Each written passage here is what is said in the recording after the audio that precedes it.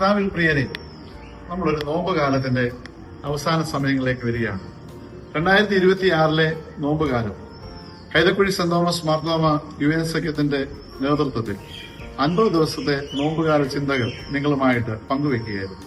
ആ നോമ്പുകാല ചിന്തകൾ പങ്കുവെച്ചവരോടും ഇപ്രകാരം ഇത് നടത്തുന്നതിന് നേതൃത്വം നൽകിയ കൈതക്കുഴി സെന്റ് തോമസ് മാർത്തോമ യുവൻ സഖ്യത്തിന്റെ എല്ലാ അംഗങ്ങളോടും ഉള്ള നന്ദി, സന്തോഷം, സ്നേഹം ആദ്യമേ തന്നെ അറിയിക്കട്ടെ. ഇന്ന് ഈസ്റ്റർ, ഉയർപ്പിന്റെ പെരുന്നാൾ കൊണ്ടാടുന്നതായ ദിവസം. ലോകമെങ്ങും ഉയർപ്പിന്റെ പെരുന്നാൾ കൊണ്ടാടുമ്പോൾ നമ്മുടെ കർത്താവായ യേശുക്രിസ്തു മരണത്തെ ജയിച്ച് ഈ ലോകത്തിൽ ഇന്നും ജീവിക്കുന്നുവെന്ന് പ്രഘോഷിക്കുന്ന അനുഭവമാണ്.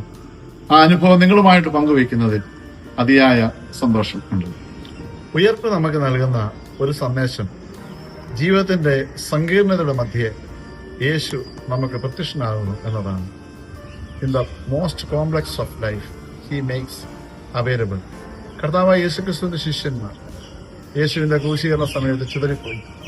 അവര് മുറിക്കുള്ളിൽ വാതിലടച്ച് ഭയചകിതരായിട്ടിരിക്കുമ്പോൾ ഉയർത്തെഴുന്നേറ്റ കർത്താവ് അവർക്ക് പ്രത്യക്ഷനായിട്ട് അവരോട് പറഞ്ഞു, നിങ്ങൾക്ക് സമാധാനം. ജീവിതത്തിൽ ഇനി എന്ത് ചെയ്യണമെന്നറിയാൻ വയ്യാതെ ആകുലപ്പെട്ടവർക്ക് പ്രത്യാശ നൽകുകയായിരുന്നു. അവരെ ഒരു നിയോഗത്തിന്റെ വഴിയിലൂടെ അവരെ മുമ്പോട്ട് നയിക്കുന്നതായിട്ട് നമുക്ക് കാണാനായിട്ട് സാധിക്കും. യേശുക്രിസ്തുവിന്റെ ഉയർപ്പ് നൽകുന്ന രണ്ടാമത്തെ സന്ദേശം, നമ്മൾ പ്രതീക്ഷിക്കാത്ത സ്ഥലത്തും സമയത്തും അവൻ നമുക്ക് പ്രത്യക്ഷനാകുന്നു എന്നതാണ്. The unexpected moment of life he makes available. ജീവിതത്തിലെല്ലാം നഷ്ടപ്പെട്ടവരായി ശിഷ്യന്മാർ തങ്ങളുടെ പഴയ തൊഴിലിലേക്ക് മടങ്ങിപ്പോവുകയാണ്. തെബരിയാസ് തീരത്ത് അവർ മീൻ പിടിച്ച് ഒന്നും കിട്ടാതിരിക്കുമ്പോൾ അവരെ തേടി അവരുടെ അടുക്കിലേക്ക് കടന്നു ചെന്നിട്ട് കുഞ്ഞുങ്ങളെ എന്ന് വിളിച്ച് അവരെ ബലപ്പെടുത്തുകയും അവരിൽ ഒന്നുമില്ലാതിരുന്ന സാഹചര്യത്തിൽ വല നിറച്ച് പടക് നിറച്ച് അവരെ ബലപ്പെടുത്തുന്ന ഒരു കർത്താവിനെ നമുക്ക് കാണാനായിട്ട് സാധിക്കും. ഈ സന്ദേശം ഉയർപ്പിൽ നമുക്കും ലഭിക്കുന്നതാണ്. നമ്മൾ പ്രതീക്ഷിക്കാത്ത സ്ഥലത്തും സമയത്തും അവൻ നമ്മളെ തേടി വരുന്നു. ഉയർപ്പിന്റെ മൂന്നാമത്തെ സന്ദേശം എന്ന് പറയുന്നത്, എനിക്കും നിങ്ങൾക്കും പരിചിതമായ രീതിയിലും പരിചിതമായ സ്ഥലത്തുമാണ് കർത്താവ് പ്രത്യക്ഷനാകുന്നത്.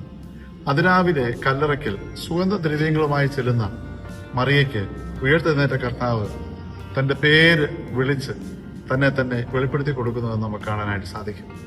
അതുപോലെ തന്നെ തന്നെ തള്ളിപ്പറഞ്ഞ് ഒറ്റയ്ക്ക് നിരാശനായി മാറി നിൽക്കുന്ന പത്രോസിന്റെ അടുക്കിലേക്ക് കടന്നു ചെന്നിട്ട് ബറിയോന ശീമോനെ എന്ന് വിളിച്ച് അവനോട്, നീ ഇവയിലധികമായി എന്നെ സ്നേഹിക്കുന്നുവോ എന്ന വാക്കുകളിലൂടെ അവനെ യഥാസ്ഥാനപ്പെടുത്തി ശുശ്രൂഷയ്ക്ക് വേണ്ടി നിയോഗിക്കുന്നു. മൂന്നാമതായിട്ട് എമ്മൗസിലേക്ക് നടന്നു പോയതായ ശിഷ്യന്മാരോട് ചേർന്ന് അവൻ നടക്കുകയും അവരുടെ സഹചാരിയായി തീരുകയും സന്ധ്യയായപ്പോൾ അവരോട് ചേർന്ന് പാർത്ത് അപ്പം മുറിക്കുന്നതിലൂടെ അവരുടെ കണ്ണുകളെ തുറക്കുകയും അവർക്ക് പരിചിതമായ അനുഭവത്തിലൂടെ തന്നെ വെളിപ്പെടുത്തുന്നു. കർത്താവിൽ പ്രിയരെ, ഈ യേശുക്രിസ്തു എനിക്കും നിങ്ങൾക്കും പരിചിതമായ വിധത്തിലും പരിചിതമായ സ്ഥലത്തും പ്രത്യക്ഷനായി തന്നെ വെളിപ്പെടുത്തുന്നവനാണ്. ഈ വർഷത്തെ ഈസ്റ്ററിന്റെ അനുഭവം അപ്രകാരമായി തീരട്ടെ എന്ന് പ്രാർത്ഥിക്കുന്നു. എല്ലാവർക്കും ഒരിക്കൽ കൂടി ഉയർപ്പിന്റെ സന്തോഷങ്ങൾ നേരുന്നു. ദൈവം നിങ്ങളെ എല്ലാവരെയും അനുഗ്രഹിക്കട്ടെ.